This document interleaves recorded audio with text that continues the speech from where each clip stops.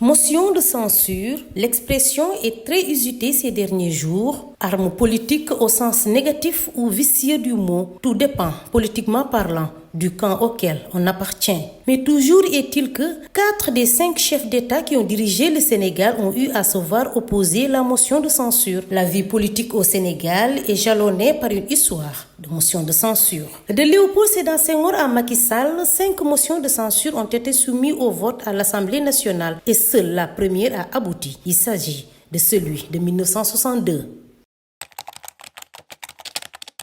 Elle remonte au 17 décembre 1962, ce qui entraîna la fameuse crise de 1962. Sauf qu'à l'époque, il y avait le règne du parti unique, l'Union progressiste sénégalaise. Donc, des députés d'une même famille politique avaient décidé de déposer le gouvernement du président du Conseil d'alors, Mamadou Dia, qui a tenté d'empêcher le vote. Malgré tout, la motion de censure est tout de même votée avec succès.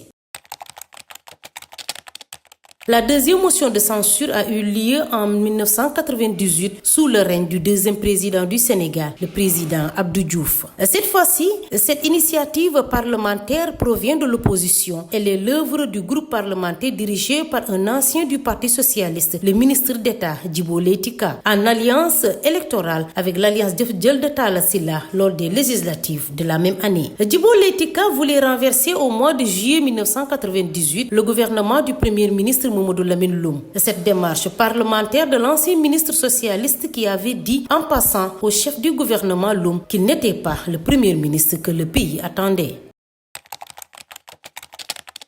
La vie politique du Sénégal, enrichie par sa démocratie, continue son chemin. Entre-temps, le système démocratique national enfante sa première alternance politique avec le président Abdoulaye Wade, troisième président du Sénégal. Nous sommes en 2000. Mais c'est le deuxième premier ministre du président Abdoulaye Wade qui va faire l'objet de convocation par la représentation nationale le jeudi 18 avril 2002. Du fait de l'initiative parlementaire de l'honorable député Moussa Tine, responsable du parti Alliance Jëf Jël, Mame Madior Boye et ses ministres ne verront pas les députés acter le renversement de l'attelage gouvernemental. La majorité parlementaire incarnée par la coalition SOPI a mis en échec la volonté de Moussa Tine.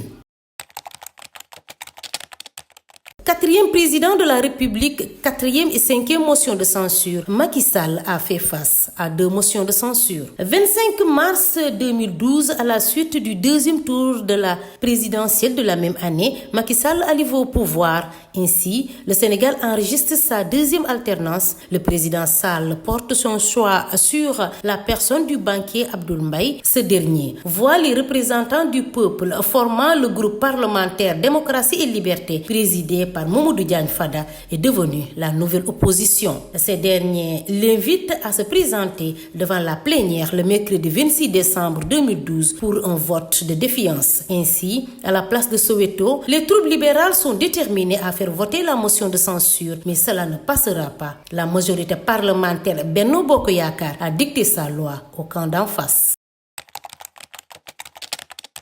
En décembre 2022, le troisième successeur de Abdoul Mbaye à la primature, Amadou Ba, sera à son tour convoqué devant le parlementaire quelques jours après sa déclaration de politique générale. Le groupe parlementaire Yewwi Askan Wi, sous la houlette de Birame Souleye Diop et de ses députés du parti PASTEF, s'estimant non convaincus par les réponses servies à eux par le premier ministre Amadou Ba, dépose une motion de censure contre lui. Ce sera la seconde initiative parlementaire sans succès visant à faire tomber le gouvernement sous la présidence Macky Sall. Aujourd'hui encore, l'histoire se répète, mais cette fois-ci avec Benno Bokk Yakaar à l'opposition. Ce groupe parlementaire dirigé par son président Abdou Mbow vient de lâcher le morceau. Le parlementaire de l'ancienne coalition au pouvoir annonce le dépôt de la motion de censure pour faire tomber le gouvernement. Dès demain, je dis bien, dès demain, à la première heure, avec mon groupe, je vais déposer une motion de censure pour faire tomber le gouvernement. Et je dis, j'ai discuté avec des collègues, parce que ce gouvernement dirigé par un incompétent ne peut plus continuer à être ici dans ce pays. Donc je dis bien, mes chers collègues, yéen ñi nga xam ne da ngeen a waroon a tukki toog leen ndax bu subaa su ma xëyee article 14 de la constitution moo ko wax dina déposer motion de censure pour ñu ubbi 3e session extraordinaire pour que le gouvernement puisse tomber. Je vous remercie.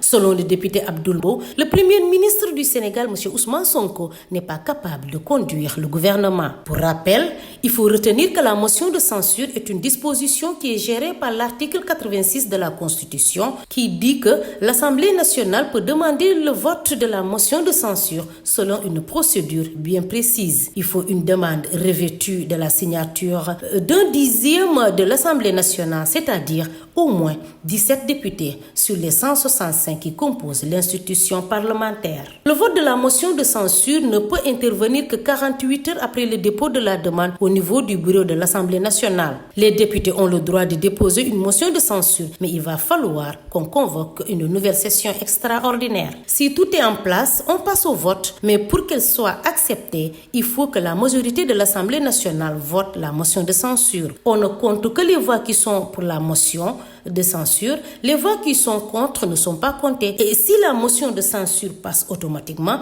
le Premier ministre présente sa démission et comme le gouvernement est collégial, ils vont tous tomber. Cependant, faire passer la motion de censure et que le gouvernement tombe est une victoire, mais il est important de préciser qu'au Sénégal, une motion de censure n'a pas une très grande valeur pratique parce que même si le gouvernement tombe, le président de la République peut reconduire le même premier ministre et comme on ne peut pas déposer une nouvelle motion de censure dans la même session extraordinaire, le gouvernement va poursuivre son travail.